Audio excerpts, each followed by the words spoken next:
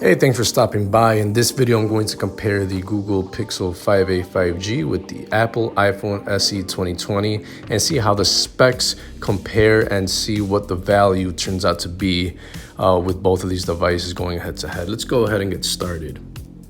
The Pixel 5a 5G is the newest phone from Google. It is the cheapest 5G phone Pixel from Google as well, so it's a very more modern phone, coming with a price tag of $450. The Apple iPhone SE 2020 is a little bit older, but is also the newest, cheapest iPhone available, but it only has LTE 4G, and the price tag on that one brand new is $400. Now, these are similarly priced, but the iPhone SE could actually be had for way cheaper and even free if you get it on prepaid, so keep that in mind. The Pixel 5a 5G is only available in the US and in Japan, and also it's not available on prepaid. So that's a big difference right there. I'm very disappointed that this phone is not on Metro or Cricket or Boost, anything like that, because if it were, it would probably be for either for free or for $50. So it's very disappointing on the price tag, even though $450 is pretty good overall for this device, and I'll get into that a little bit later. But price wise and availability wise, the iPhone SE wins right away. Like I said, the Pixel 5a 5G, like its name, has 5G capabilities, which is very good if you're in a 5G area. That's very good if you want to download a lot of stuff quickly. So, you know, it's pretty much no excuse not to have a 5G phone if you're gonna get a brand new phone. But it's not to say that LTE is super slow or anything. It's still very capable, but the more modern feeling phone is going to be the Pixel 5a 5G. It's gonna have that cachet of having 5G, and if you get really good coverage, it makes a world of a difference for sure. So that's one advantage the 5a 5G has over the LTE iPhone. But for the price, $450 for a 5G phone is not that bad. The overall bigger device is going to be the Pixel. It weighs in at 6.4 ounces. The iPhone SE is a tiny phone, and it also weighs in really light at 5.22 ounces. So it's a very pocketable device. For the build quality, both of these have great build qualities. The Pixel 5a has a metal frame, metal back. iPhone SE has a glass back and aluminum frame. But both of these devices that's a moot point for me. It doesn't really matter because I slap on a TPU case regardless, and that prevents scratches and from the screen from breaking. I also put a tempered screen protector on the front. So these are, you know, you can find these for like $1, the screen protectors, and you can find the case for as low as $5 on eBay and on Amazon and stuff like that. So that kind of takes away any type of build quality issues. I really don't care about that. One difference maker in the Pixel 5a 5G is that it has a eSIM, so that's good for travelers or if you just want two different services at the same time. Also, the iPhone SE also has an eSIM capability. So both of these phones are tied that they both have eSIMs. One costs $450, the other one you can get as low as free. But that's having an eSIM is very handy if you're traveling to a different country and just want to activate your phone right away, for example. And it's the Google Pixels, the iPhones, and some Samsung phones are the most prevalent phones that have eSIM. Not, Motorola's and all these other brands, they typically won't have eSIMs, especially at these price points. So these are two special phones having that eSIM capability. Both of these phones do have IP67 dust and water resistance. For me, personally, it's not really important to me because I don't really keep phones or use phones around water or the pool or anything like that. But if you are an active type, or if you're clumsy in the toilet or in the urinal, or if you're washing dishes, or maybe if you have kids and they like to mess around with the phone and they don't care if there's water around or not, that might be something that might be helpful for you. And they're both IP67. They're up to 1 meter for 30 minutes. You can dunk them in there. So for me personally, it's not a big deal, but for other people it might be a difference maker. So for the display, big difference in displays. The Pixel 5a is going to have a huge 6.3-inch display. iPhone SE has an old school smaller screen at 4.7 inches with a lot of bezel. The display type is also 60 hertz on the Pixel 5a, which is disappointing. At $450, it has 60 hertz display. The iPhone SE also has 60 hertz display, but like I said, you can get this phone for very, very cheap, as low as $0. So keep that in mind.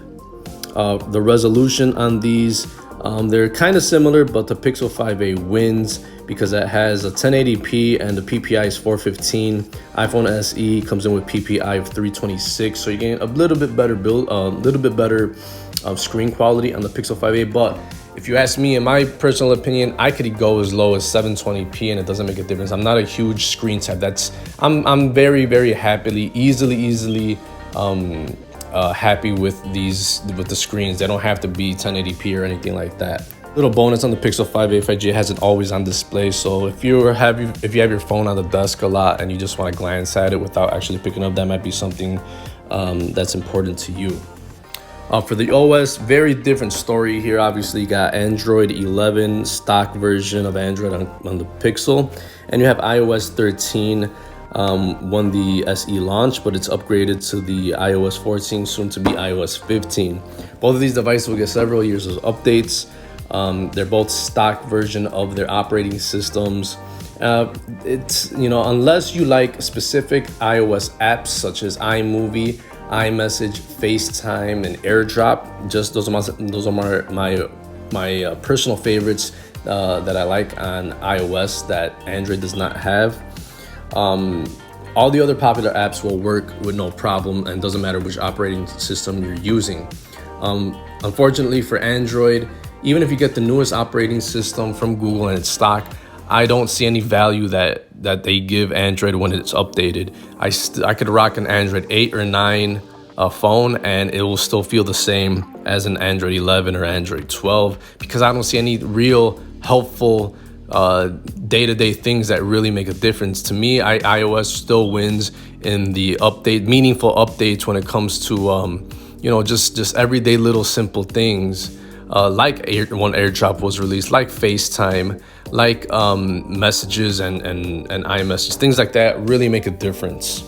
Another big thing is that these phones are, if you're a content creator, the iPhone will really help you out if that's the only device that you want to work with.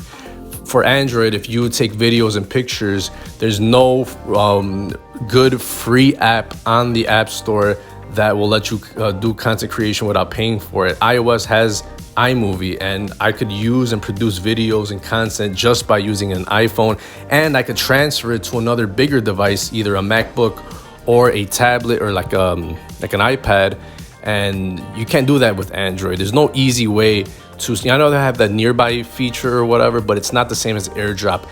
Since there's so much fragmentation, it's kind of terrible. So that's probably the big sticking point if you're choosing the Pixel 5a or the iPhone 13 or the iPhone SE.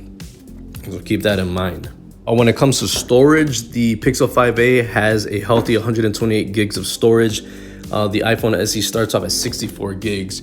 Now, both of these do not have micro SD card slots, so by default, the Pixel 5a wins in that department. But if you're like me, in my personal opinion, I do a lot of streaming, I do a lot of Wi-Fi, so I don't store a lot of stuff on my phone. And I think if I could get by with 64 gigs, I think you can too, and most people.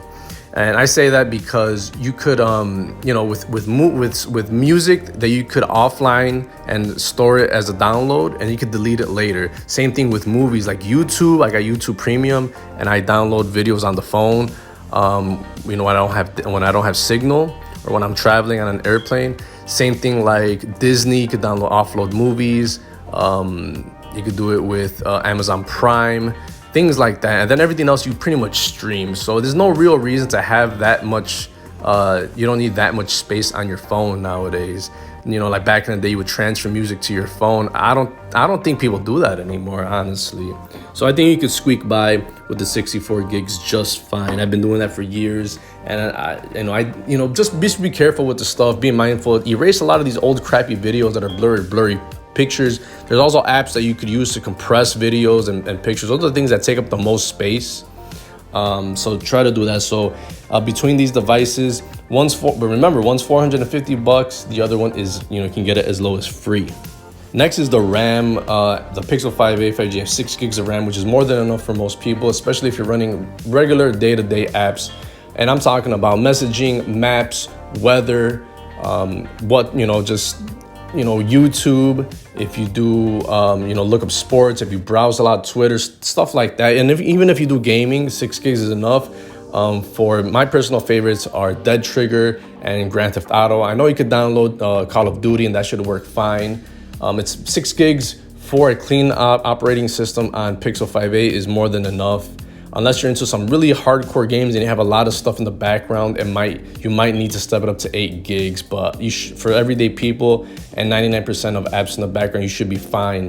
The iPhone SE is a champ. It's not too old. The phone is not too old, and it has 3 gigs of RAM, and iOS uses RAM very, very efficiently. So that amount of RAM is still good even today, and it still feels like a flagship. This is the camera. The Pixel 5a has 2 cameras in the back, 12 megapixel main shooter, 16 megapixel ultra wide. The iPhone SE has a single 12 megapixel shooter. Now, I know that these don't have a lot of cameras on the back like other devices, but don't let that fool you. Just because these only have like 2 in the back on the Pixel and 1 on the iPhone SE, the pictures and videos on these phones are going to be awesome. They're not going to be the greatest like the $1,000 phones out there, but for everyday people, I'm not that picky with video and pictures, but I like them to be nice. I don't care. I don't need them to be super crispy, super 4K, 60 frames per second. If you're looking for that type of stuff, you're a content creator. You should be happy with both of these devices. But like I said before, iOS is a more capable operating system if you're a content creator. If you're taking videos and pictures on the Pixel 5a, you're going to have to edit these on another device, and you have to send them to your laptop or to some other either a MacBook or a Windows PC, because there's not free software out there. You're gonna have to pay if you want that on Android. So just keep that in mind. It's just easier and better to use the cameras and videos and pictures you take on the iPhone and actually create it on the fly. The Pixel 5a, you're gonna have to, it kind of sucks that you have this capable camera and video and you're going to have to send it to another device and then edit it. It's just a bigger process. But for $450, the Pixel 5a has an awesome camera and has that low light capability, which is better than a lot of Android phones, because Android typically fails when it comes to low light video and pictures. The iPhone SE is great in the daytime and it's great at nighttime, no matter what. It's a very, very straightforward, very reliable camera. Both shoot at 4K, so you're good right there. The selfie camera, you got 8 megapixels on the Pixel, 7 megapixels on the iPhone, and they both shoot at 1080p. Your selfie videos and pictures should be awesome on both of these devices. One big difference, the Pixel 5a has a headphone jack, while the iPhone SE does not. For some people, it's important. For me, if you're asking me in the way that I use my phone, I don't really care. I don't use the headphone jack anymore, honestly. I use everything's Bluetooth.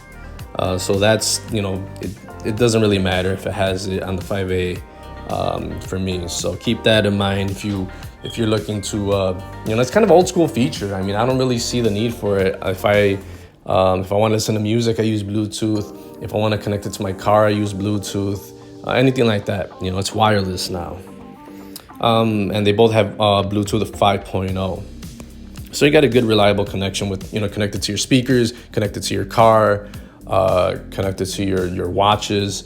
Another thing that's a difference is the iPhone SE. If you like a good smartwatch, the Apple Watch will only work on an iPhone, obviously. You got USB Type-C for charging on the Pixel. You got Lightning on the iPhone SE. Nothing really to explain right there.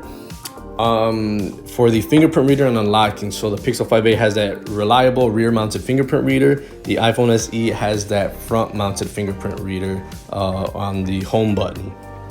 Not much to say here. They're both reliable ways to open up your device. None of these have in-display fingerprint readers or Face ID or anything like that. Now, last but not least is the battery, and there's a big difference here. Pixel finally stepped it up. This is the first Pixel phone that's not an extra large one or anything like that. This is gonna last you 2 days. The Pixel 5a 5G is the most impressive feature to me is going to be the battery. It comes in at just under 4,700 milliamps. And what does that mean? It's gonna give you 2 days of battery life. Before, you would not get even 1 day's use out of a Pixel phone. And that says a lot. We've got so many generations of Pixel phones already, and none of them had good battery life. That was his biggest downfall. And now, finally, Pixels are stepping it up and having good battery. The iPhone SE, on the other hand, is a major disappointment in the battery department. It is very small by today's standards. It has a 1,820 milliamp battery, which will not last you even half the day if you use your phone like a normal person. Honestly, the battery sucks on it. I would recommend, if you're getting this phone for free, I would use the money that you save to get like an external battery pack. They're like 20, 30 bucks on Amazon.